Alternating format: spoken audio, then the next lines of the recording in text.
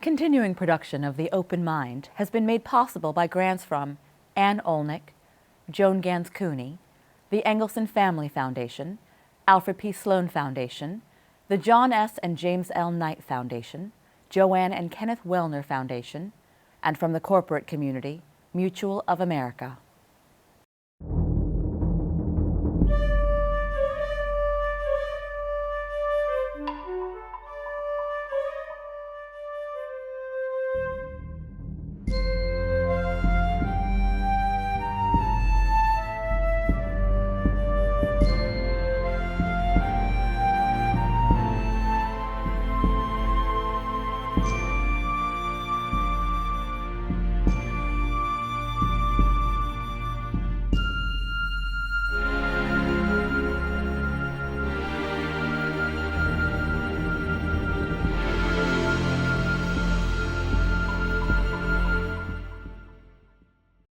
I'm Alexander Heffner, your host on The Open Mind.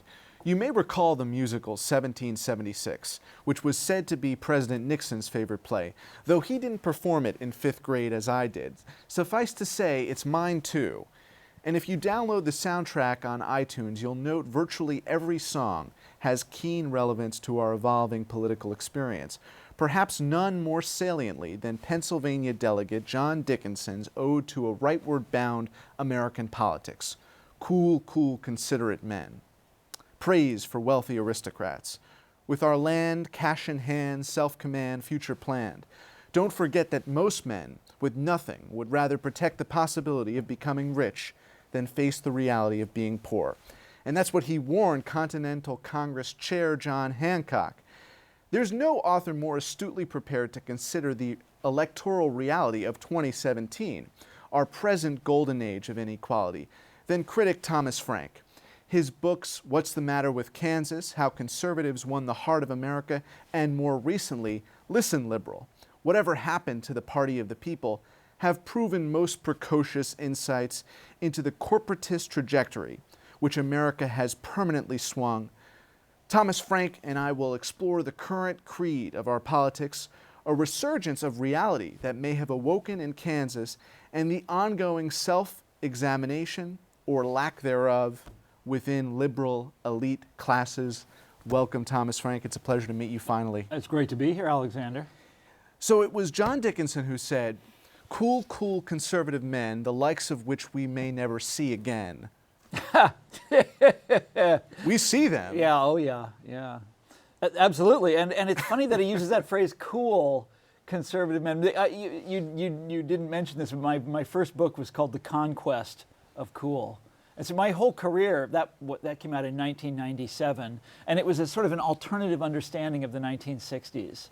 And it launched me, I mean, it was a study of the advertising industry in the 1960s. It seems like a strange thing, a strange way of getting started for someone who today, I'm known for writing about politics, and that's all. But these things are all connected, and that's sort of the larger discovery by society of coolness in the 60s and the 70s, in some weird way, is connected to the great right turn that happened a little bit later. We're not going to go into exactly how it is, but this is my grand theory of recent American history, just so you know. Can you expound briefly? Yeah, so you have two big changes happen at the same time, politically. We're going to politics here. Two big changes happened at the same time. Politically speaking, the Republican Party moved way, way, way to the right, beginning in the 1970s. You had this sort of, actually it was earlier than that, Barry Goldwater in the 1960s. And rediscovering sort of free market thought, the sort of what the British would call neoliberalism, rediscovering 19th century economics and that kind of thing. And at the same time, you had the Democratic Party deciding in the early 70s, in the late 60s and the early 70s, when it is utterly enamored with the youth culture of that era. You go back and read their policy statements and their manifestos, utterly enamored with what was happening on college campuses and this kind of thing. And the Democratic Party, this is simultaneous now with the Republicans rediscovering this right-wing past. The Democrats decided they didn't want to be the party of Franklin Roosevelt any longer. And they didn't want to be the party of the New Deal, and they didn't want to be the party of the blue-collar class. This is all, well, Vietnam is going on all around them, and all the sort of the tumult of the late 1960s. They didn't want to be that party anymore. They wanted to be a party that spoke to a kind of the sort of young, educated people then coming out of prestigious colleges who were so enlightened. I'm saying that sarcastically. You understand? I'm unfazed, but I do understand that. Yeah. And that's who they wanted to be as a party. And they never really looked back, and the Republicans certainly have never looked back. I mean, they've advanced further and further and further down that road. And so, in your show, you're very concerned with the subject of inequality. So am I. This is my life's mission, is to understand how this great democracy of ours let that happen to us. When I was born in the mid-1960s, I mean, the difference between a white-collar worker and a blue-collar worker was mainly a matter of culture and taste, and, this guy drove a Buick and this guy drove a Chevy, but they lived next door to each other in the suburbs. They didn't earn what they earned was not a whole lot different one from the other. CEOs didn't make that much more than other white-collar executives, and certainly, not a whole lot more than their blue-collar line workers. I mean, considerably more, but not, not like 400 times or whatever it is today. And we're, this country is the greatest democracy on earth. We're a country that it's not just pro forma democracy, everybody gets to vote. We feel it in our bones. That is who we are as a people. We are profoundly hostile to aristocracy and pretension and arrogance of every kind. Like Thomas Jefferson. Was he in that musical? He was. I played him. Oh, really? Okay. There were several I was going to mention the musical that I was in, which was The Wizard of Oz, which is a parable of populism. Absolutely. Sort of a different chapter in that long, long, winding history. But here we are.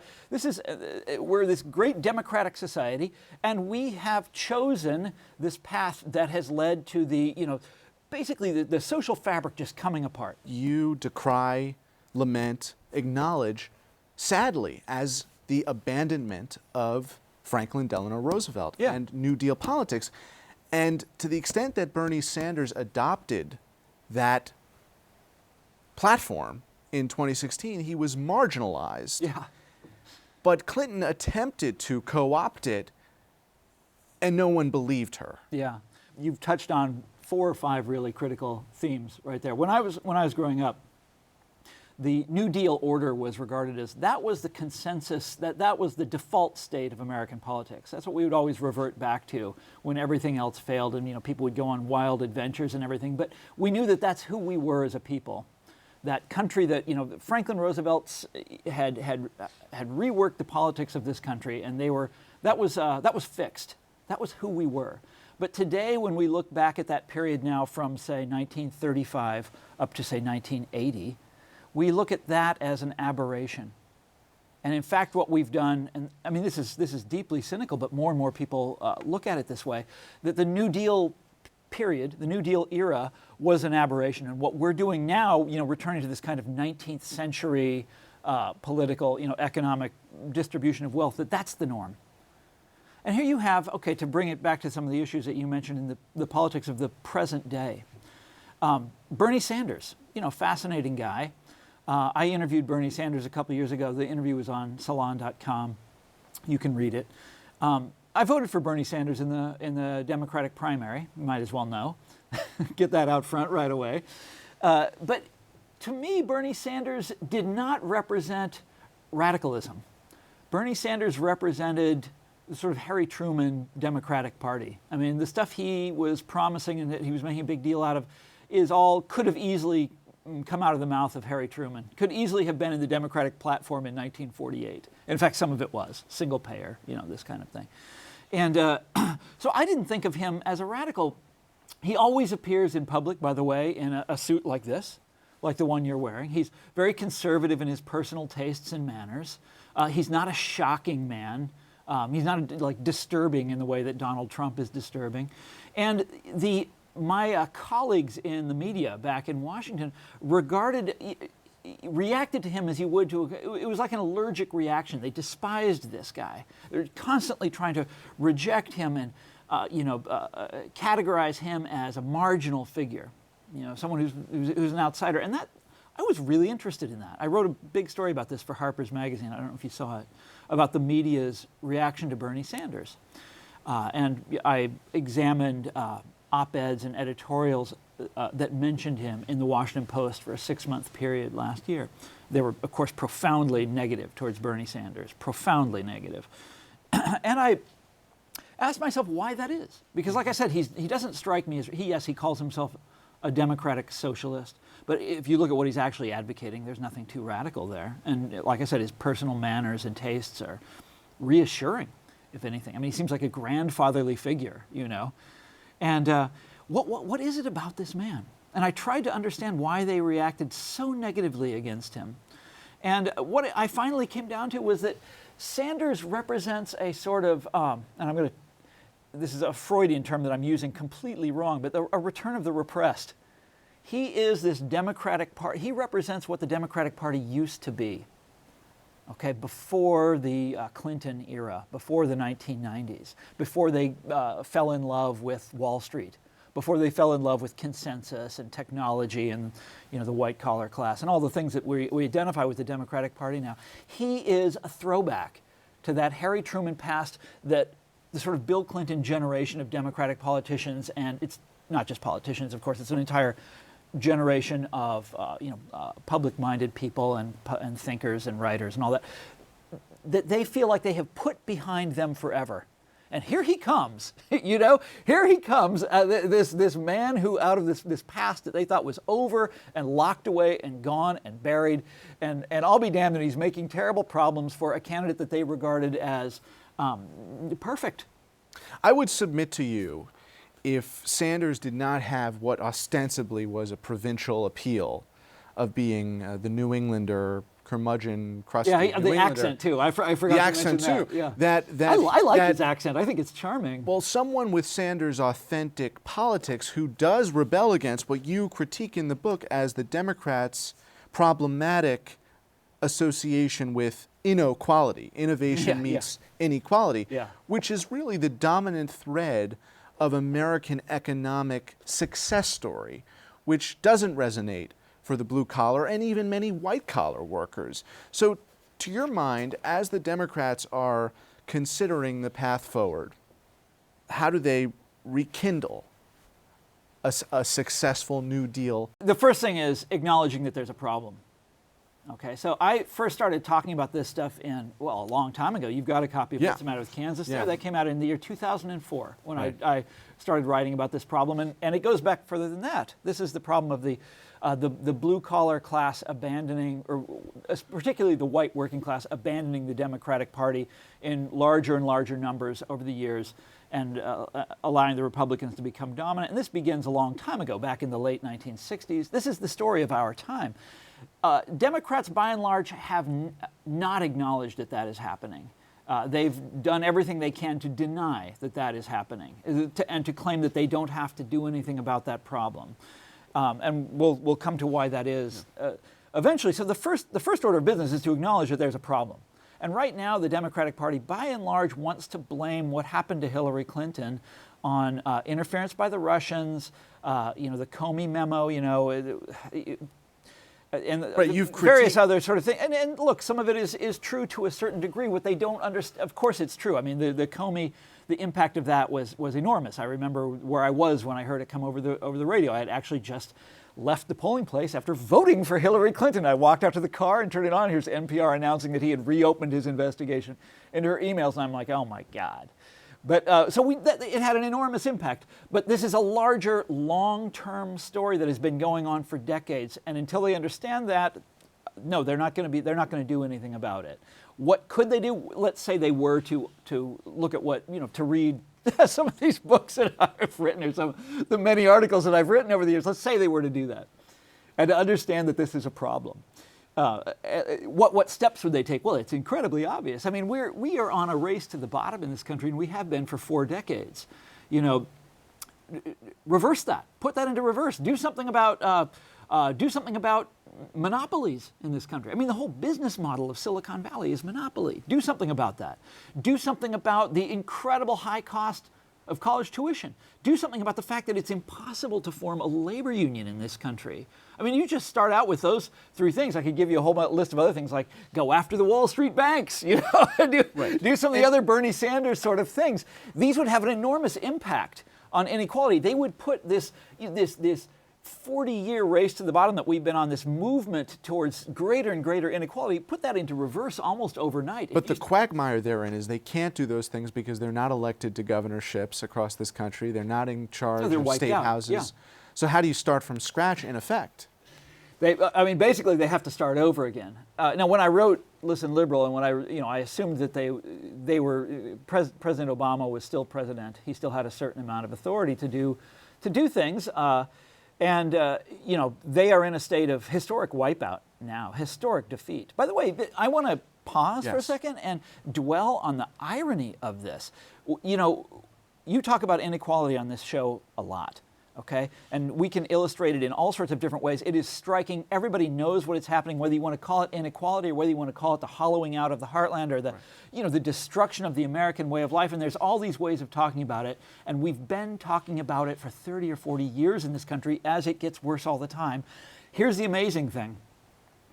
The party of the left in our system, which is what the Democrats are, the party of the left in our system can't do anything, can't build on that. You'd think they'd be able to, they'd be running up incredible election victories, You'd think they'd be campaigning on this all the time. You'd think they'd be like just whipping the Republicans coast to coast. They're doing the opposite. The reason they're not competitive, frankly, is they're not listening to you. They're not listening to Drew Weston. They're not listening to George Lakoff. In 2009, these people were flat on their back. The government was bailing them out. Barack Obama could have done anything he wanted with them. If you look back at the precedent, the great precedent of Franklin Roosevelt, Roosevelt took that opportunity of bailing out all the banks of this country to basically reorganize the financial system of this country in a more democratic way. Obama had that same opportunity, perhaps an even greater opportunity, and he chose not to use it. And so what I always say about that 2009, which I think was the great turning point of this century that we are in, is that we came to the turning point and we didn't make the turn. This man, he had everything going for him. The country had elected him to make this change, and the country expected him to make the change. The Wall Street bankers expected him to make this change, and it didn't happen. And I think that is an enormous missed opportunity that Democrats are going to take a long time living down. By the way, all of this gets back to the center, because I don't think this is necessarily Barack Obama's fault. This is the fault of the Democratic Party. It's the Democratic Party, okay? And Barack Obama he's caught in a lot of different long-term forces and different ways of looking at the world that are not of his own devising, okay?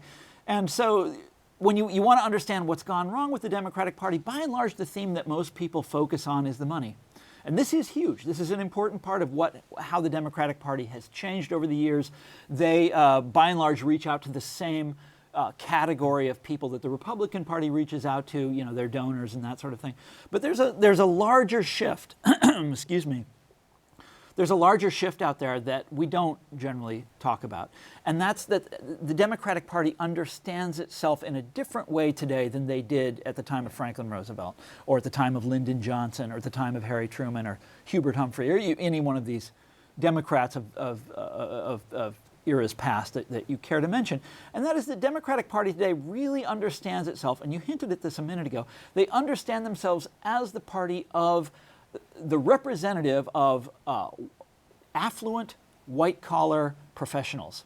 And they talk about this all the time, and when they talk about things like innovation, they understand innovation as the property of that class of Americans. Or when they talk about creativity, and you've heard this before, the creative class, they're referring to that same group of people. When they talk about when you ask, why do they do these incredible favors for Silicon Valley? It's because they see them as, that's an industry that is populated by Dick Cheney, leaders of this class, or Big Pharma, or Wall Street. We only have 4 minutes. We've already run out of time. Are you kidding me? We're just getting warmed up here. So there are a couple things I want to touch on quickly. Dick Cheney to Halliburton, what Barack Obama to Citibank, or Facebook and Amazon, or Democrat. So where do you see hope on the horizon that Democrats will leave this generic identity politics in favor of a more workman-like approach. Where do you see hope in the embodiment of that to rescue the FDR legacy? Do you see any individuals on the horizon? I actually do see some hope, but you should know that by and large, the attitude of the Democrats is that, of the mainstream leaders of the Democratic Party, is that they did nothing wrong and they don't have to change. And they look at Donald Trump and they see this incredible buffoon in the White House. I mean, tweeting these insane things, making fun of people and picking these fights, and they say we don't have to do anything differently. This guy is so awful that in 2 years we're going to sweep back in. So the mainstream view among Democrats is that they don't have to change. However, we mentioned earlier the better deal, Chuck Schumer and Nancy Pelosi's. Hey, if you dig down into that, there actually is something really interesting, which not many people have noticed, which is that the Democrats have decided to stand up for antitrust again. This is new. The Democrats haven't talked about antitrust since, like the Carter administration, for a long time ago. And this is a really important change. You have to dig down into the document to see it, but that they have reversed their position on one of the, I think, critical issues of our time. Now, they're just getting started, and they don't really know what they're getting into here yet, but this is critical. This links them up to the party of Jefferson, the party of Jackson, the party of Bryan, the party of Roosevelt. This is one of the great turning points, is when the Democrats decided they weren't going to enforce antitrust anymore under Clinton and then under Obama. Well, now they're reversing course. That's a wonderful thing. So I must ask you, reversing course in Kansas. Yeah. This might also be an example of where a Democrat, there's a former mayor of Wichita running in Kansas, along with a young alum of DC politics. Kansas, there's a rebellion in Kansas among Republicans, rebelling against austerity politics, who finally woke up to the divestment from education, all municipalities, and said, well, what's the matter with us? And, and now they are potentially considering not just overriding the veto of a governor, but I thought they did. They did. So they overrode the veto of a governor, and now, but could they be on the cusp of something different, changing course? I haven't written about the politics in Kansas for a long time, and so I'll let you know when I go back there and do that and look into that. What fascinates me, I think it's really important for you to go back there soon. It is absolutely important, and I hope and I hope things work out in the way that you just described. But I wouldn't get my hopes up now. Why? Kansas is, so I'm from Kansas. We didn't mention that, but it's a deeply, profoundly populist state, by which this distrust of authority, this distrust of elites, it runs in people's blood there. And the whole power of the right in Kansas is that they latched onto that. Kansas was once a radical state, not just a left-wing state. Not just a democratic state, radical in the 1890s. And up until about, into the 1910s. You still had radicals running for office there in the 1930s. But the right are the ones that have captured this language and this anti-establishment feel. And that's what I documented in What's the Matter with Kansas. Of course, I wrote that 12 years ago now. And it sure looks like this revolution that I described in What's the Matter with Kansas has run its course.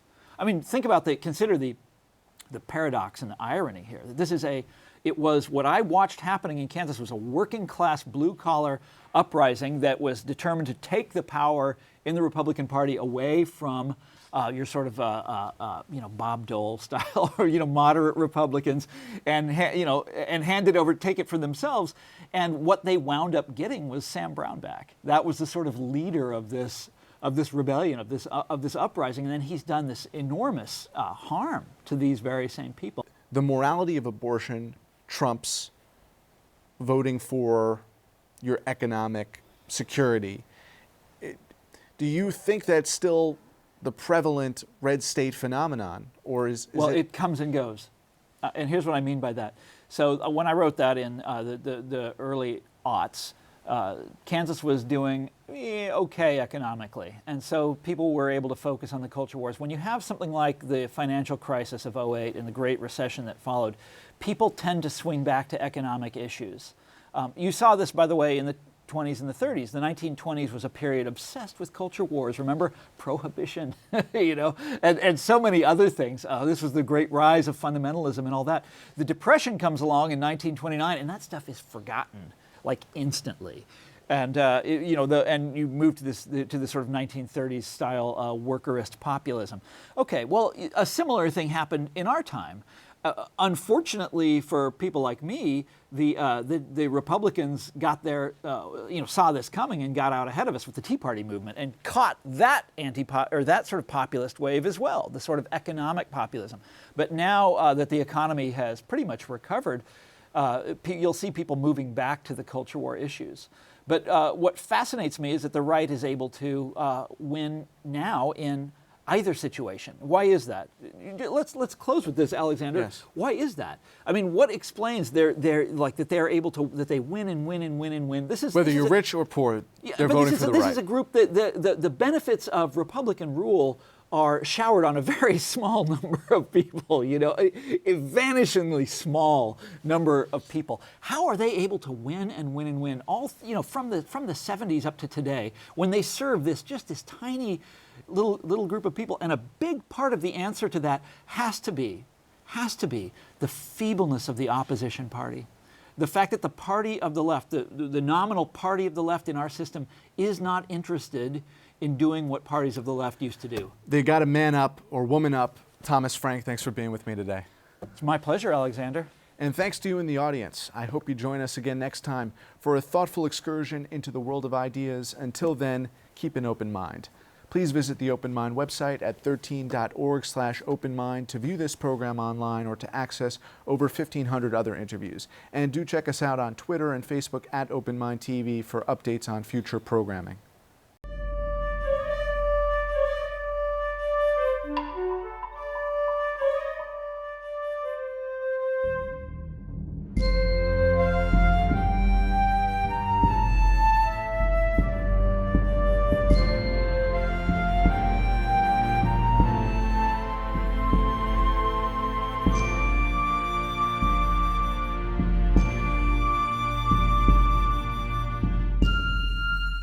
Continuing production of The Open Mind has been made possible by grants from Anne Olnick, Joan Gans Cooney, the Engelson Family Foundation, Alfred P. Sloan Foundation, the John S. and James L. Knight Foundation, Joanne and Kenneth Wellner Foundation, and to the corporate community Mutual of America.